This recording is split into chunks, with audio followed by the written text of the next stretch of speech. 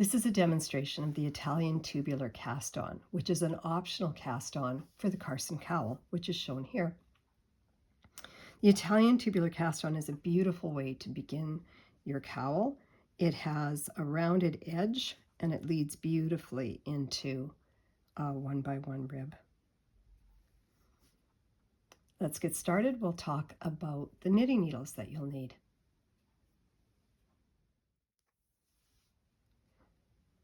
While the Carsyn Cowl is worked in the round, I start by casting onto a straight needle.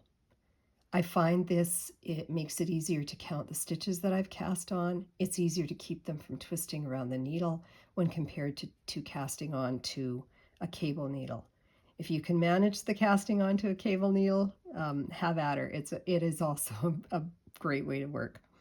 So I'm working with a needle in this demonstration that is one size smaller than my project needle. So I have a straight needle and then I have a circular needle of the same size because I'm going to cast onto the straight needle and then I'm going to work 2 rounds of double knitting on that same size of circular needle, and then I'm going to switch to my larger project needles. In the Carsyn Cowl pattern, it recommends 2 sizes difference between your project needles and your cast-on needles. And this just gives you a neater, tidier edge for your cast-on. You can see now I have my yarn tail. This is for half the stitches that I'm going to cast on. And of course, the working yarn is attached to my ball of yarn, and that'll be drawn from for the other half of the stitches. So the Italian cast-on begins by laying the yarn over top of your index finger and thumb. So I'm going to just hold those together, drape the yarn. That midpoint where I know I've got enough yarn tail for all my stitches is like that. I grasp the yarns to my palm, spread my fingers, and I create what you might know of as the slingshot position. That's used for other cast-ons as well. We'll start by mounting the first stitch. This is going to be a knit stitch, and it's unlike the other stitches. We just need to get a stitch on the needle to get started. So we're going to insert the tip of the needle into the slingshot. That's what I'm going to call this, into the slingshot. And I'm going to bring the tip of the needle towards myself and twist it up and around, and I just get a twisted stitch on the needle. And that's going to be our initial knit stitch. So now I start alternating how I do the forming of the stitches, because I'm going to make a knit stitch and then a purl stitch. So we'll start with a purl stitch because this is going to count as our knit stitch. For the purl stitch, you are going to start at the top and you're going to sweep your needle tip underneath both yarns and up and around and into the slingshot and over. You'll notice I was holding on to that first stitch with my finger just to hold it in place. And you'll see that the yarn over my finger is coming on top of the yarn that's over my thumb. And that is creating what would be recognizable later on as a purl bump. So there's our purl stitch. Oops. I'm going to hold tight to that, make sure it doesn't spin. I don't want it twisting around the needle. So when I've got a knit and a purl, now I need to knit. For the knit stitch, you're going to come down and take the tip of the needle underneath the thumb yarn, up into the slingshot, over top of the finger yarn, and then you sweep it under both and up and around, and you have your knit stitch formed. A purl stitch starts at the top. You take the tip of the needle, you sweep it under both yarns, you bring it up and then over the thumb yarn, the tip goes into the slingshot, and you bring the needle up so that the finger yarn is laying on top of the thumb yarn. And there's that, what would be recognized as the purl bump. If you get confused about where am I, when you don't want to have to go, okay, knit, purl, knowing that you next need a knit stitch, what will clue you in as to where to take your needle first is the position of the yarn. So the index finger yarn is laying over top of the thumb yarn. So that means I have to start my approach with the thumb yarn. So I'm going to start with that purl stitch, or sorry, with the knit stitch, which means I'm going to take my needle towards the yarn that's underneath. So I'm going to bring it towards the thumb yarn, under the thumb, into the slingshot, over top of the finger yarn, sweep it under both, twist around, and there you have your knit stitch. So now my thumb yarn is over top of my finger yarn. So that means I can't come with my needle point towards my thumb yarn. I have to start with it up towards the finger yarn because it's underneath. So you're going to sweep to make the purl stitch, you're going to sweep that needle under both yarns, up and around over top of the thumb yarn into the slingshot underneath the finger yarn, and there you have the purl bump.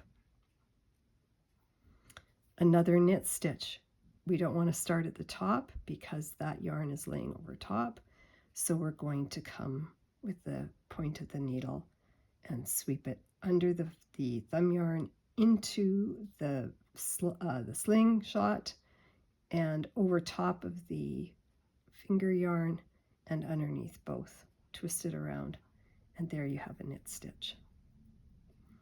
The purl stitch starts at the top.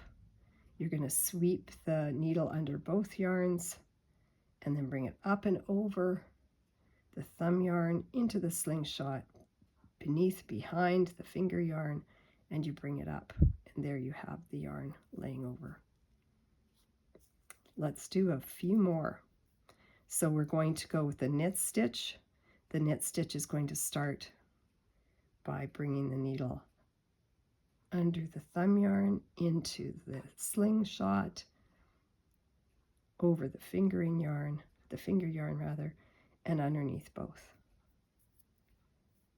The purl starts at the top, sweeps underneath both, up and over the thumb yarn into the middle, behind and underneath the yarn over the finger, and there you have your purl stitch. Knit stitch, point goes down under the thumb yarn into the slingshot, over the finger yarn, twisting under both. And the purl stitch, you're going to sweep the needle back under both yarns, up and over the thumb yarn into the slingshot, behind and beneath the finger yarn, and there's your purl stitch.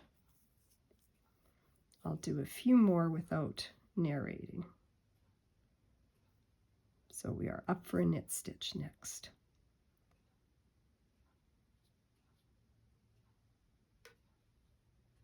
Now the purl,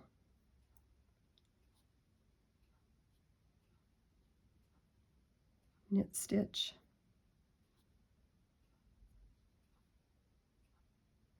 purl.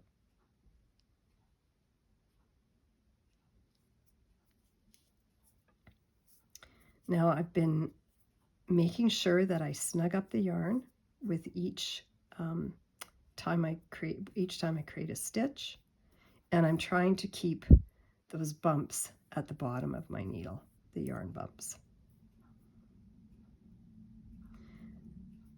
This is one of a couple of different ways to do the cast on. It is a nice way because when you turn the needle around and you go to work your first row of knitting and purling, all of the stitches are mounted in the correct orientation. This is not true of other methods. Sometimes every other stitch is mounted backwards and you have to knit through the back of the stitch. So this method is a nice one to learn. All right, I'm going to continue on until I have all of the stitches that I need.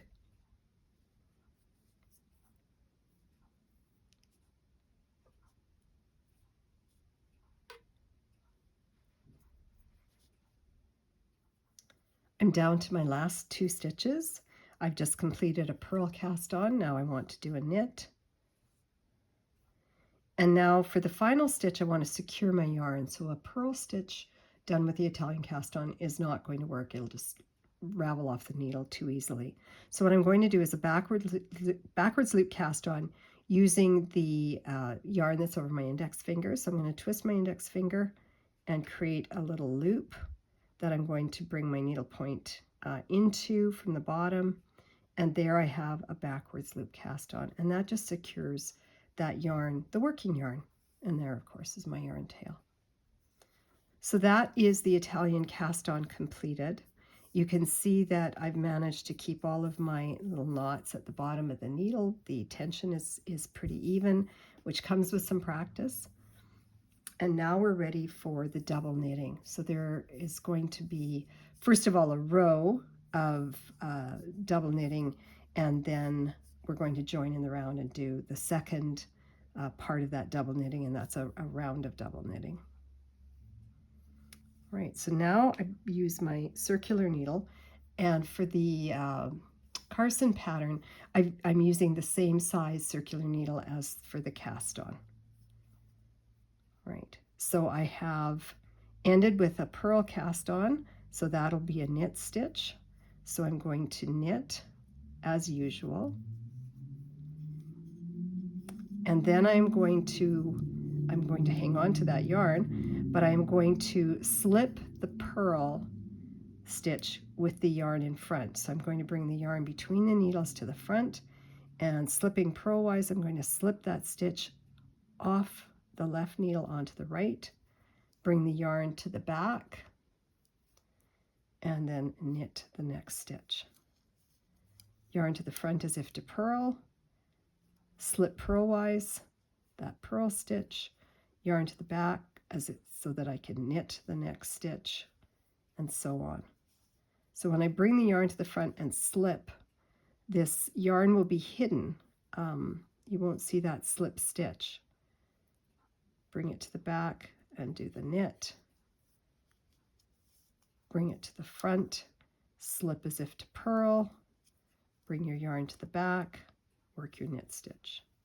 And you just continue across the row,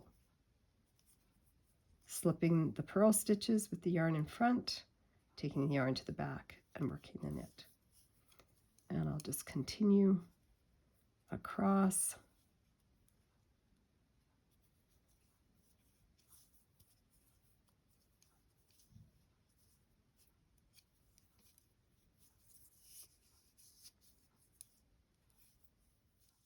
I'm down to the last few stitches, so I'm going to knit the knit, bring my yarn to the front, slip the next stitch as if to purl, bring the yarn to the back, and repeat. Knit, yarn to front, slip, yarn to back, knit. And even with this last stitch, I do bring my yarn to the front and I just slip it. So now I am done with the straight needle. We'll set it aside. And I'm going to join this to work in the round.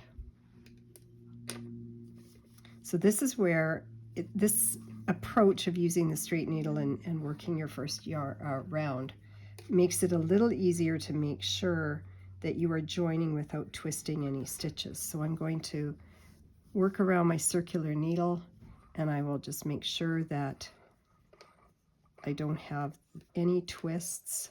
So if the yarn was, or the stitches were doing that, you want to make sure that they are all, in my case, laying with the work towards the inside curve, the stitches that have been worked already.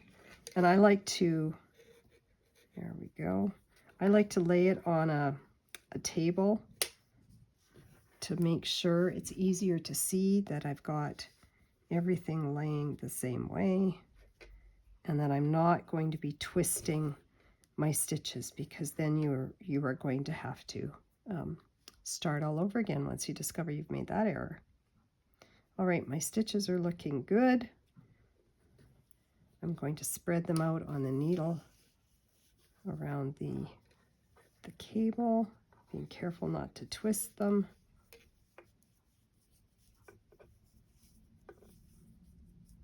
Oh, I think I twisted there. We got to do a double check. And now I'm going to join in the round. So there's the last stitch that I had just slipped with the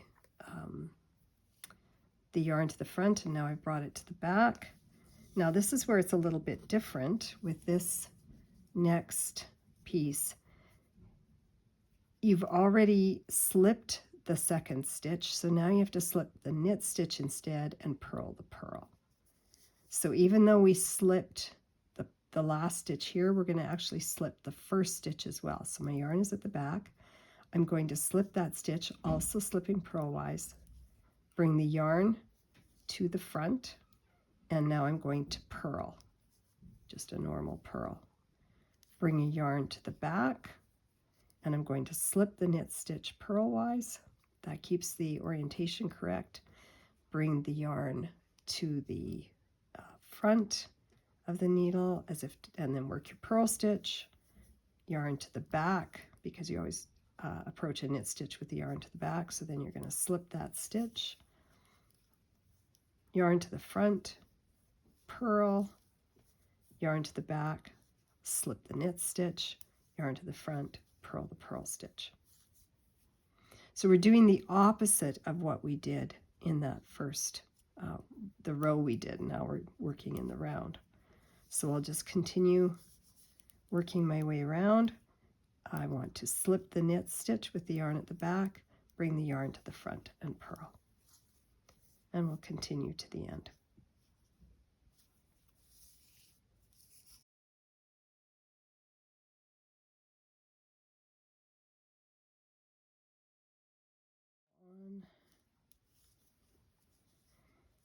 We get to the last stitches. I'm going to slip the knit, purl the purl, and now I know I'm at the end of the round. I will be putting a stitch marker in to mark the beginning of round, but I now need to switch to my larger needles. So I'm going to switch out the knitting needle, the side that I'm knitting with my right hand needle first, and I usually work one round and then I change the other needle.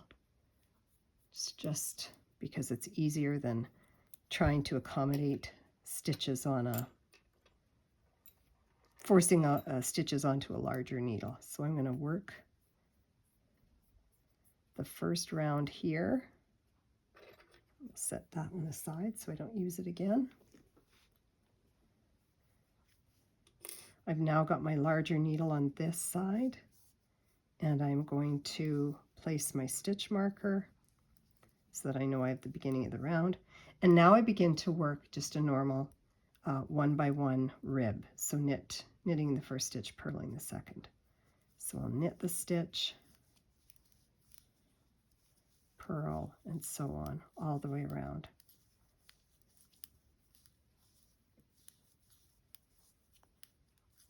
If you prefer to change both, use your interchangeables and change them both at this point, of course, that's great. You can also just switch to another whole circular needle if you don't have interchangeables. So I'll just work my way around. I'm down to my last few stitches of this round. Of course, knitting the knits, purling the purls. And when I get to my stitch marker, slip it over. And now I want to remember to change out this interchangeable needle. It's not so difficult to make the change all at once if you have needles that are only different by 1 size. But when you're getting into the different by 2 sizes, which is what the pattern recommends, it can be a little bit of a challenge to put this second needle, force it down into stitches that are considerably smaller. See, that works really well now. I'll continue on with the Carsyn Cowl by working 4 more rounds of rib. Once I'm done, I'll be weaving this end in, and it will give me a very smooth transition. And now we can see how nice a rolled edge we get with that rib. It's quite an attractive edging for your cowl.